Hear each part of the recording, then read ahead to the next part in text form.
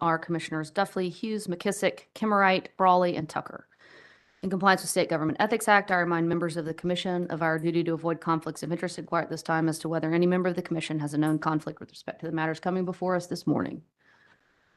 All right, the record will reflect that no conflicts have been identified, so we will proceed with Public Staff Item 1. Good morning, Commissioners. My name is Caleb Hill, engineer with the Public Staff Energy Division.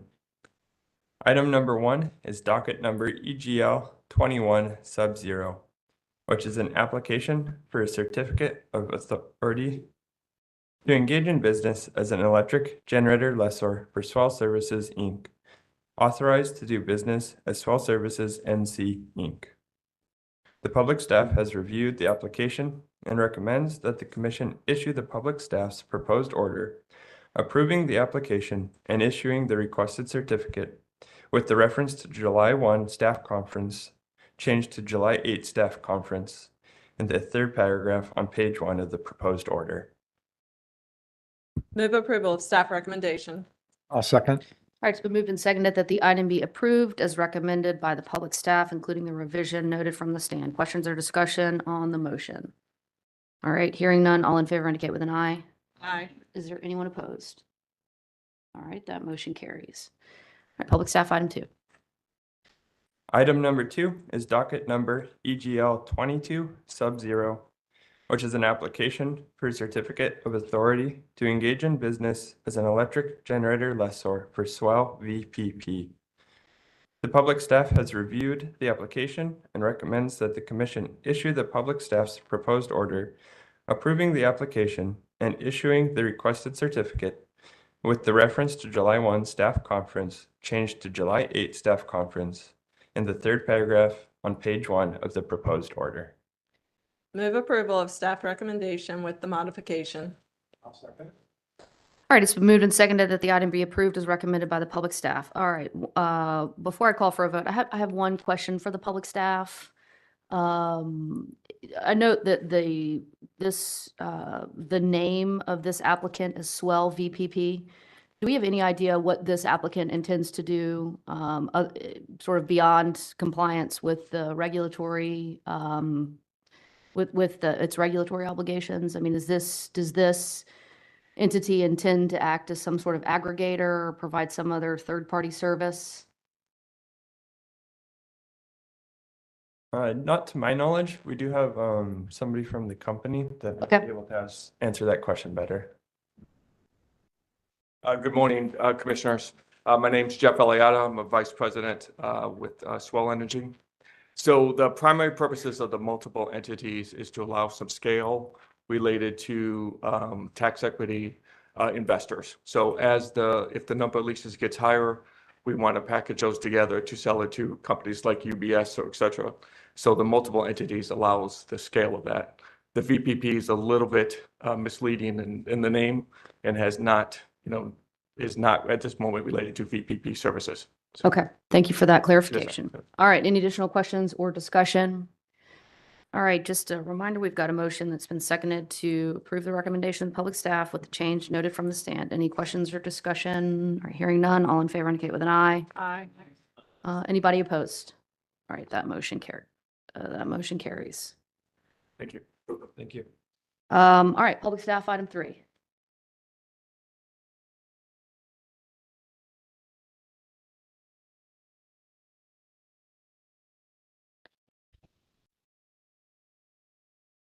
Morning, Commissioners. I'm Tommy Williamson with the Public Staff Energy Division. Item 3 is an application for an amended Certificate of Public Convenience and Necessity, or CPCN, for a 5-megawatt solar photovoltaic generating facility in Beaufort County, North Carolina.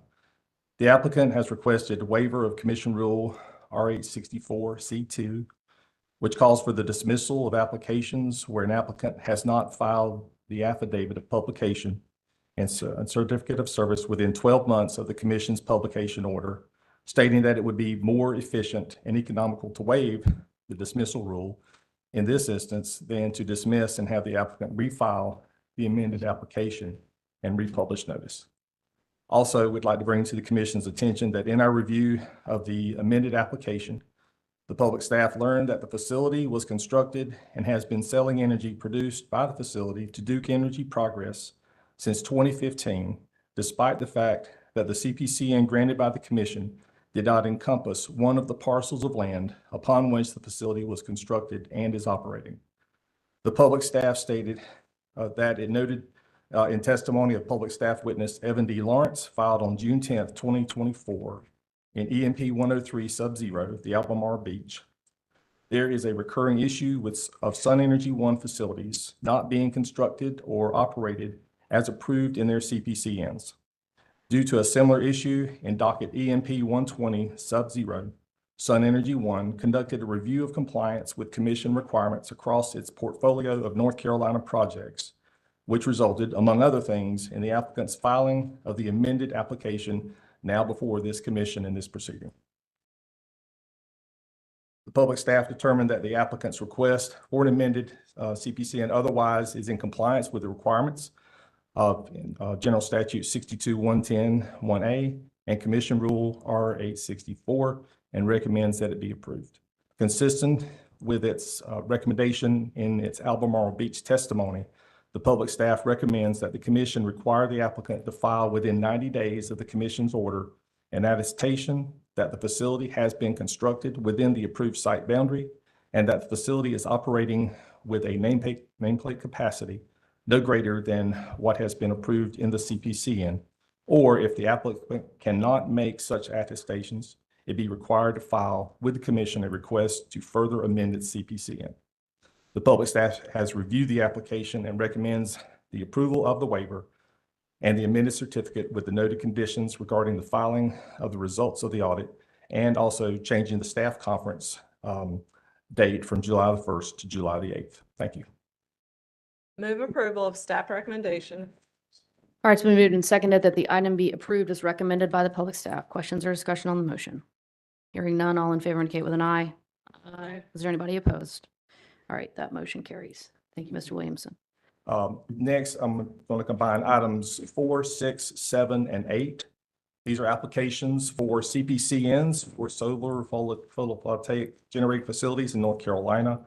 The public staff has reviewed the applications and recommends approval of the certificates as filed with the change of the staff conference date from July the 1st to July the 8th.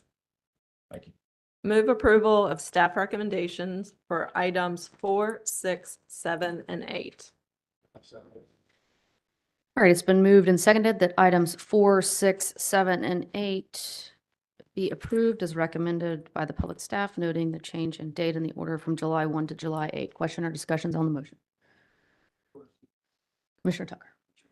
There's something, 6, 7, and 8 location. Let's see. I would have to get back to you on that, Commissioner. Very well, so thank you. 6, 7, and 8.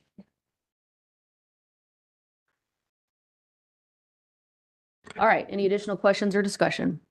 Hearing none, all in favor indicate with an eye. Aye. Is there anyone opposed? All right, that motion carries.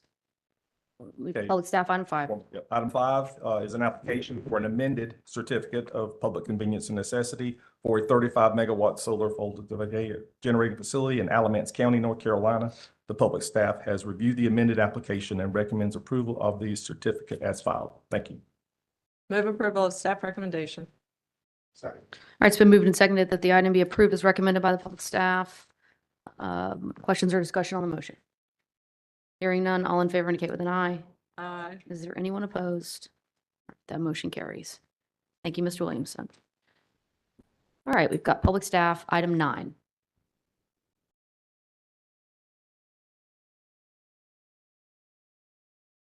Morning, Commissioners.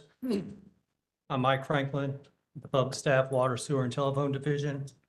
And this morning I have 2 proposed orders for Commission consideration. Item 9 is the proposed order establishing a general rate case and suspending rates for Springdale Water and Sewer LLC, which was filed with the Commission on May 23rd, 2024, for its application to increase the rates it charges its customers in Haywood County for water and wastewater utility services. Move approval of staff recommendation. All It's been moved and seconded that the item be approved as recommended by the public staff. Question or discussion? All right, hearing none. All in favor indicate with an eye. Aye. Is there anyone opposed?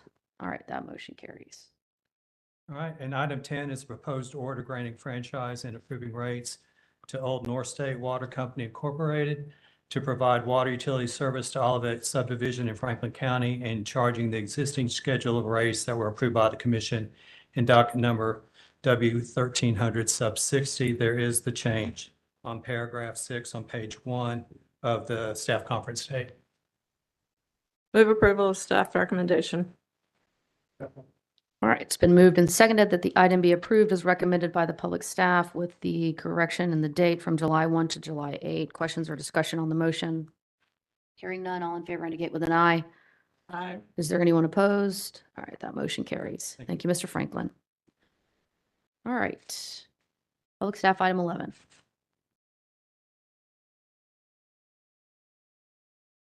Good morning. I'm Evan Hauser, engineer with Public Staff Water Sewer Telephone Division. Item number 11, filed by Old North State Water Company in docket number W 1300 sub 83, is an application for certificate of public convenience and necessity and for approval of rates to provide water utility service in the reserve at Falls Lake subdivision in Wake County, North Carolina. The public staff has reviewed the application and recommends that the commission issue the proposed order granting the CPCN and approving rates.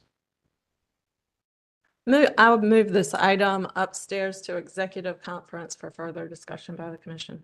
All right, before I call for a vote on that motion, commission has several questions on this item. Mr. Hauser, so noting the public staff's concern about the capacity of the pumping capacity of the well, first, can you help me understand, is the standard that's referenced in the proposed order, that 0.556 gallons per minute of the well pumping capacity, is that a DEQ policy or is that an actual regulation? I believe it's part of the North Carolina General Statute, and the regulation, I believe, is 400 gallons per day per connection. And that's based on a 12-hour runtime of the pump. And if you calculate that out to a gallon per minute, it's 0.556, I believe. Okay, and does that 556 gallons per minute contemplate use for irrigation or just domestic use? I don't know off the top of my head. I can look at it, and if I find anything, I can get the information over to your staff. Okay. I'm looking to see if anyone from the public staff knows the answer to that question behind you.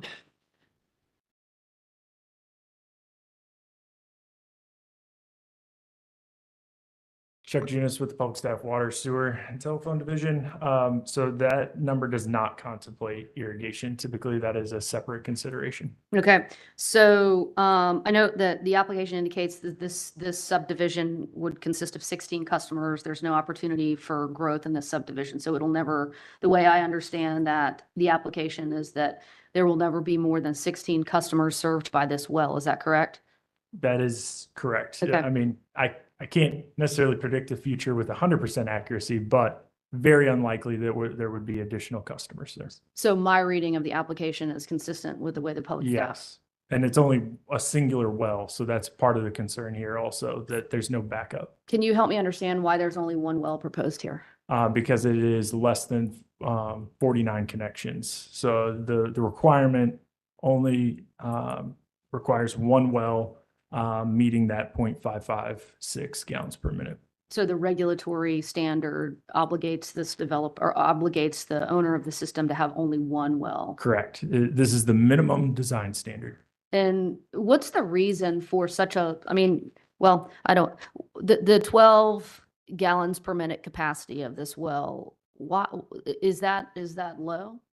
I mean, it's fairly low, and it's all, you kind of luck out with what you hit. And so when they drilled this well, it was relatively low producing. They sized the pump to the amount of flow as part of that 24-hour drawdown. And that is the level that you are hopefully going to reliably get going forward, is 12 gallons per minute. What happens if, let's say, there's a drought conditions and the water table's impacted and the well pumps below that 12 gallons per minute, what happens to these customers? Yeah, so depending on the recharge of that well, you can see production go down, especially over extended drought periods. And then, there's going to be less production into refilling the hydro tank. And then you're potentially going to suffer pressure issues, potentially water quality issues, and even potentially an outage. Is this subdivision located in Falls Lake watershed? I believe so. And so does that mean the city of Raleigh won't interconnect with this subdivision? Correct. Is this subdivision located proximate to Aqua North Carolina service area? Yes. How close? Adjacent. Is the Aqua service area the part of the Bayleaf master system?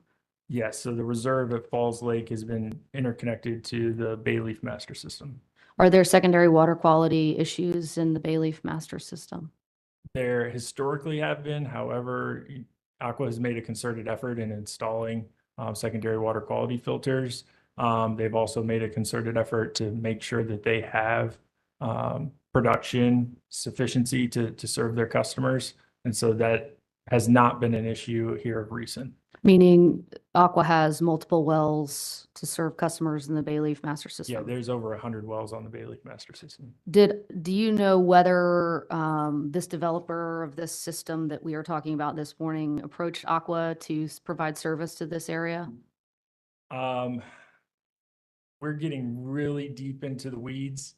It's my understanding that yes, that did occur. However, I would say some of our larger utilities have an internal standard of 1 or even 1.5 gallons per minute. And if a developer is not willing to meet that, our hope is that they turn them away, that they do not serve them and take on an insufficient amount of water, because we think long-term that could be a problem. All right, thank you, Mr. Junis. Can you help me understand how much, well, let me rephrase that question. I apologize, Kayleen. How much did the well cost in this particular, for this particular subdivision? I don't have that off the top of. Can you just ballpark it for me? Tip of my fingers. It's usually tens of thousands of dollars. Some more costly than others. So under $100,000? To just drill the well, you're probably looking 15 to 20.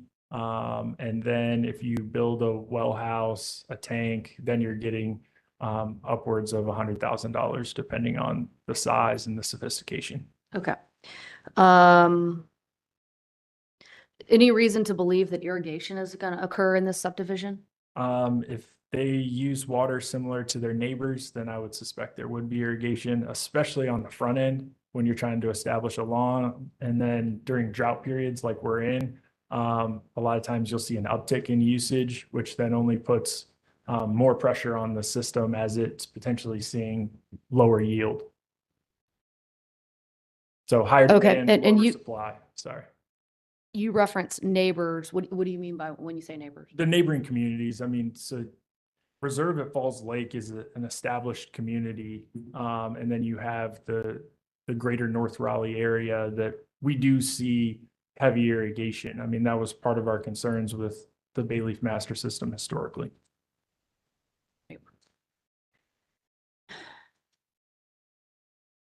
In its proposed order, the public staff asked the commission to consider a rulemaking to address adequate well pumping capacity for new service areas going forward.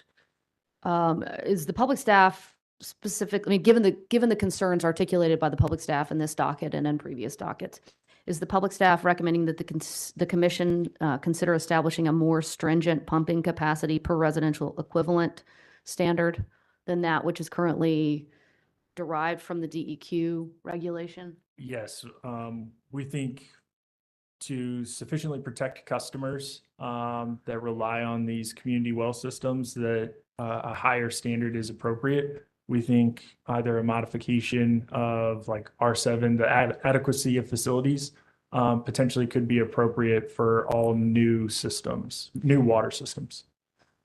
Okay, is Old North State in agreement with the public staff's recommendation that Old North State not enter into future developer agreements that will result in pumping capacity below 1 gallon per minute per connection? So I think there is an intent to avoid that. I don't know if it's a wholesale, they do have representation here that could describe what their level of commitment is.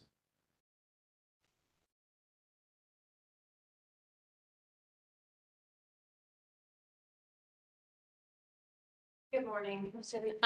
Elizabeth Hedrick from Fox Rothschild representing Old North State. We have agreed to the order. Old North State is happy to consult with public staff. I think they took this on feeling comfortable with the pumping capacity based on the engineering report. But happy to consult with the public staff going forward before agreeing to this. It's not their standard practice, but under the circumstances, because of the need that the developer had for somebody to take this well over, they were comfortable entering into this agreement. All right, thank you, Ms. Hedrick. Mr. Junis, if the commission were to deny this application, how would these lots be served in terms of for water service? So denial presents an interesting question. They would not have authority to charge. They could still serve the community for free. Obviously, that's a problem, both short-term and especially long-term, of the viability of the system and the utility. Does that present an issue of, leverage to force a developer to drill another well? If they've already started to build homes, or if they've subdivided, you have feasibility issues. It would be our preference, this contract has some time on it.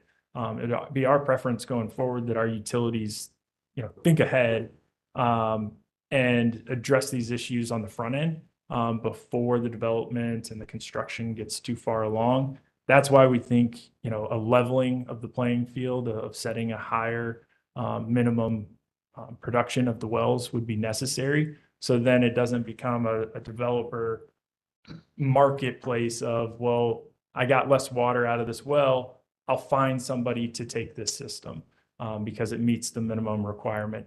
I think that's competition to a lower standard that is to the detriment of customers, both short-term and long-term, and defeats sort of our purpose and the commission's purpose. All right, Mr. Junis. So one last question for you. So let's say hypothetically the commission were to grant this. Okay, the commission were to grant this application, the residences were to be constructed, service were to commence, and we run into a problem with the adequacy of service being provided because of the pumping capacity issue that you all, the public staff have noticed. What's the utility going to do at that point? It may require additional investment. They might have to try to acquire land. They might have to try to drill it in another well. They might try some sort of interconnection to purchase water.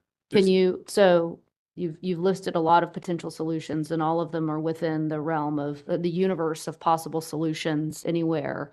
But in this particular location in Raleigh and North Carolina, what are the solutions?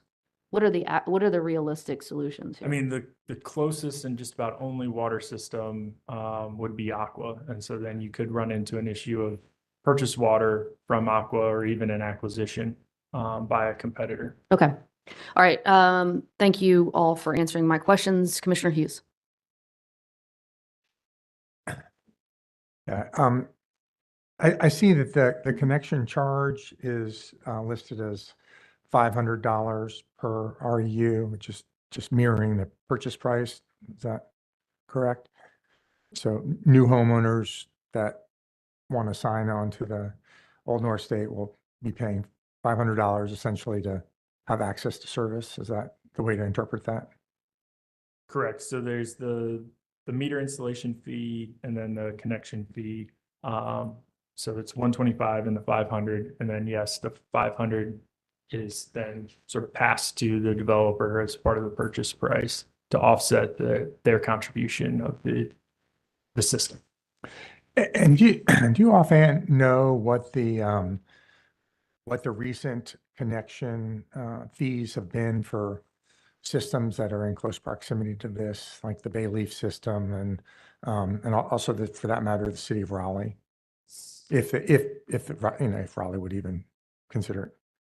Conditions vary. I mean, it really is dependent on what's being contributed by the developer. Is there additional investment by the utility? It's sort of a balancing act that's negotiated between the parties.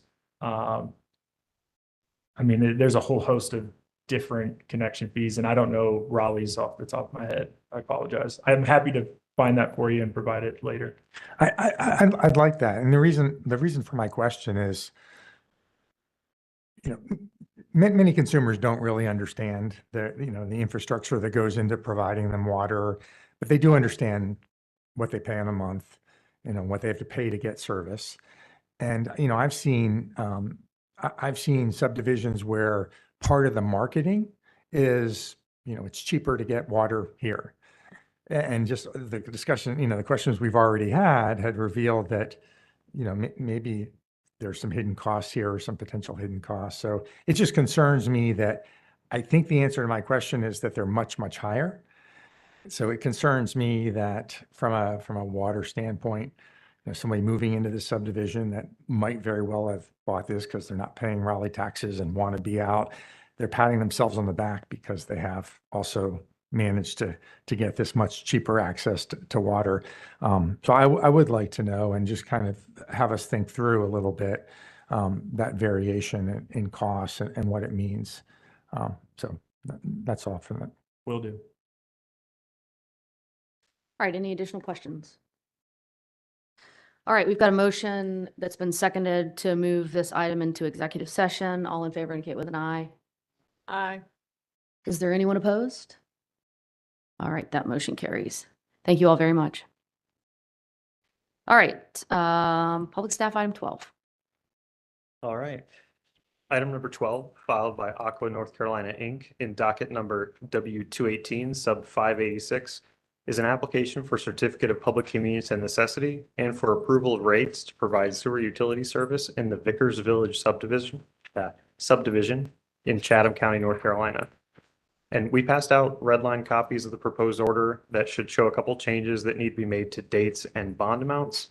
And the public staff will provide an electronic copy of the revised and proposed order to commission staff.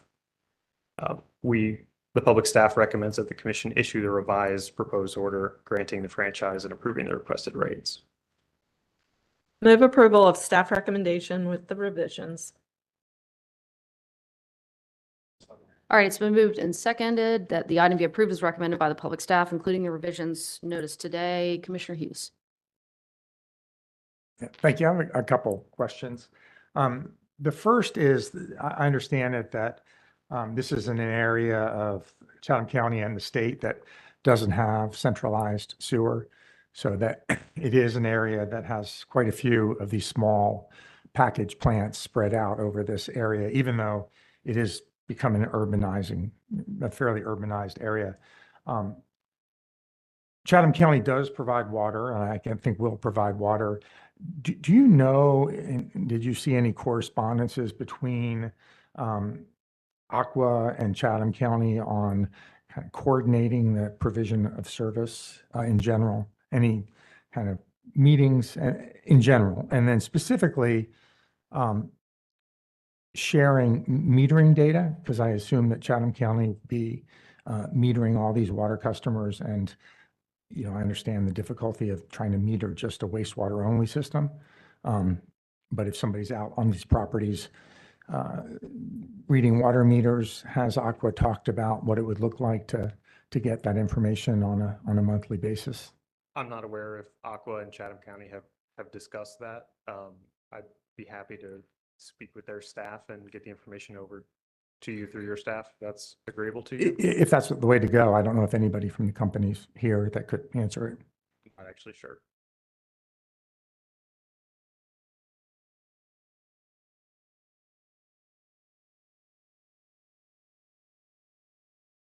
Hey, good morning. My name is Ruffin Poole. I'm the Director of Development and Regulatory Affairs for Aqua North Carolina.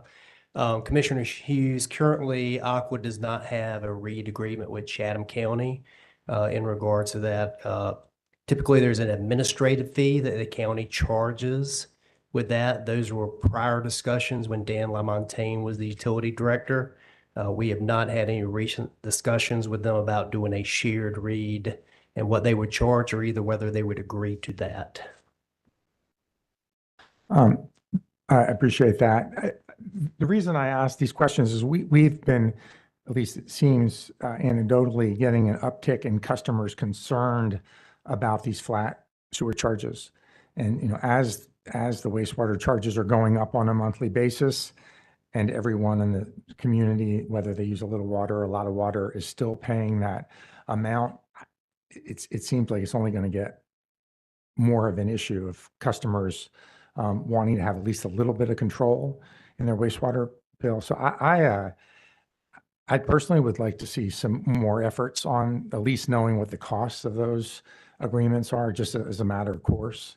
You know, I know a lot of systems don't have that luxury because it's individual well water in it, but yeah, I would like to see what that would look like. Sure, we're glad to have a conversation and ask that question. One of the concerns that we see, and may not be applicable here, but just would like to say this in general, is that a lot of times the flip side of that is that people irrigate, right? And so if they don't have a separate irrigation meter, they only have a single service meter, then they're going to get charged for the water consumption that they're putting on the ground, right? Not just flushing the toilet. So when you have a dual system, when the county basically, or the city, controls that, they typically require a separate irrigation meter, and then they only charge against the residential consumption for sewer. And so that's one of the entanglements that you often get in trouble with by doing that, by billing off of the domestic use. If there's not a separate meter, then they're going to get charged for both the consumptive use and the use that they're doing to water their lawn. No, I appreciate that. And I think Chatham County's water is expensive enough that anyone trying to irrigate probably would go to the effort of a separate irrigation meter.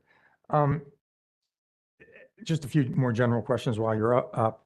I don't believe Aqua has any wastewater systems in this area, but I think you have quite a few water systems, but I might be mistaken. Could you comment a little bit about, in close proximity to this system, what your footprint looks like? Yeah, absolutely. It's just the opposite, right? So we have a large number of wastewater treatment facilities in Chatham County, and only a handful of community systems in Chatham County. Chatham County has a pretty extensive water system that covers a good portion of the county. But as you mentioned earlier, they do not have centralized sewer treatment in Chatham County. And they expressed, you know, there's been back and forth depending on the political makeup of the board that have looked at it, but they've never proceeded forward with that. So that's why there's a lot of decentralized wastewater treatment plants like this located in Chatham County, especially outside of the city limits of like Pittsboro and Siler City. And is that, when you say you have quite a few in Chatham County, again, just the geography of the county where this particular system is, you have some facilities that are close by this particular? We have one in close proximity from here at Cole Park Plaza, which is also on 15501. Okay. The other, thank you for all that. I think probably that's questions I have for you. I have one more question for public staff. Sure, I do want to answer one other question you raised a little bit earlier. We did communicate with Chatham County. So when Chatham County goes through the approval process for zoning and planning, we actually have to submit a letter of intent to them demonstrating that we're going to be the utility provider for wastewater services. So as part of their application review process, we did submit that to them, and they acknowledge that. That's part of their process. So I just wanted to clarify that question that you asked earlier. No, I appreciate that. Thanks. The other question again is for public staff. We've had a number of discussions over the last couple of years on the use of bond funds for particular system problems from a system specific level. You know, $25,000 for a system that is this large and this complex, you know, is a complete disconnect from the amount of bond to being assigned to this particular system. I mean, it's almost a token amount. So could you comment a little bit about, I'm assuming that you are assuming that there's other bond money available to deal with this if something goes wrong? Yeah, so $25,000, the minimum amount of bond per the updated statute.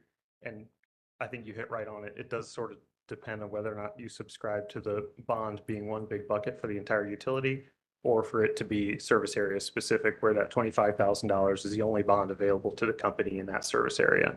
Aqua does have quite a bit of bond posted. I think the total amount that's unallocated is 16 million and change. It might be 16,125,000. And so, yeah, it does depend on that. So obviously the wastewater treatment plant, if it needed to be replaced, would be a significant cost, which is probably in excess of the recommended bond for this filing. And you mentioned that I did see that there's a fairly high amount of unallocated bonds. So just assuming that that is what it says, unallocated bond, I assume that would be available. But as more systems go on and that amount goes lower, I would like to know what philosophy does the public staff subscribe to, as you put it? Do you subscribe to the fact that allocated bond money for other systems can readily be used for an emergency in a system as long as the owner's the same? Is that something that you subscribe to?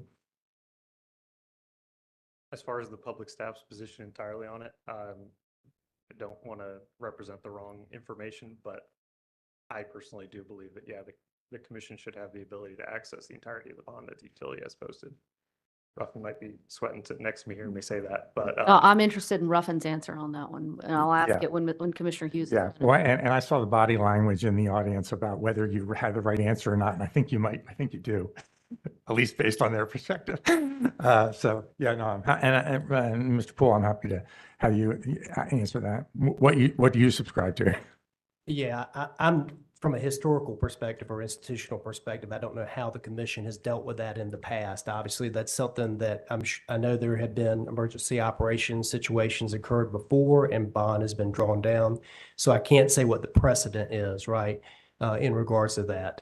I think, somebody from the public staff who's been around may have a better answer for that question. I believe that we post the bond, right, to cover our assets. If an asset closes, I would personally subscribe to that it covers any number of assets, not a single asset, especially since we have over 13 million, it posted currently with 16 million available. So, but again, I would look to the historical precedent to better understand that. That's just my personal opinion. Did you follow up? Thanks. That's all my questions. But getting to your offer, I'd like to expand that offer. If you could just provide our staff with a summary of, I think you call them REIT agreements.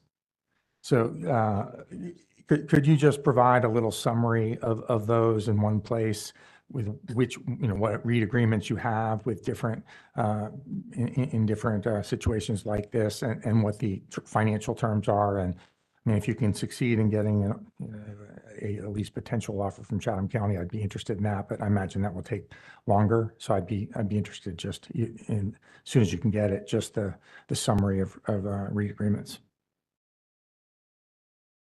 Yeah, absolutely. We'll put together a list of those, and then again, we'll reach out to Chatham County and make a request and provide you any information that they have. They respond back to that. Thank you very much, both of you. All right, any additional questions or discussion? All right, hearing none, just a reminder, we've got a motion that's been seconded that the item be approved as recommended by the public staff with the revisions noted today. All in favor indicate with an eye. Aye. Is there anyone opposed? All right, that motion carries. All right, we will move to public staff, item 13. Item number 13, filed by Carolina Water Service, Inc. of North Carolina in docket number W354, sub 434, is a verified petition pursuant to North Carolina General Statute 62-133.11, requesting authority to amend Carolina Water Service's tariff to pass along the increased cost of purchased water from the Fayetteville Public Works Commission in its Tanglewood South and Eastgate service areas in Cumberland County, North Carolina. The public staff has reviewed the petition and recommends that the commission issue the proposed order approving the tariff revision with the modification that the staff conference date be updated to July 8th. Move approval of staff recommendation. All right, it's been moved and seconded that the item be approved as recommended by the public staff. Questions or discussion on that motion? Hearing none, all in favor indicate with an eye. Aye. Is there anyone opposed? All right, that motion carries. Thank you, Mr. Hauser. All right, public staff, item 14. Item number 14, filed by Carolina Water Service, Inc. of North Carolina, in docket number W354, sub 422, is a notification of intention to begin operations in an area contiguous to present service area to provide water and sewer utility service in the River Point subdivision in Mecklenburg County, North Carolina. The public staff has reviewed the notification and recommends that the commission issue the proposed order recognizing contiguous extension with the date updated to the July 8th staff reference. Move approval of staff recommendation. All right, it's been moved and seconded that the item be approved as recommended by the public staff. Questions or discussion on that motion? Mr. Hauser, if you would, just for my benefit, restate the public staff's recommendation here. Oh, sorry. The public staff has reviewed the notification and recommends that the commission issue the proposed order recognizing the contiguous extension. Okay. All right. If there are no additional questions or discussion, all in favor indicate with an eye. Aye. Is there anyone opposed? All right, that motion carries. Thank you very much. All right, the commission has before us our minutes from the June 10th staff conference for approval. I'll take a motion. Move approval of the minutes.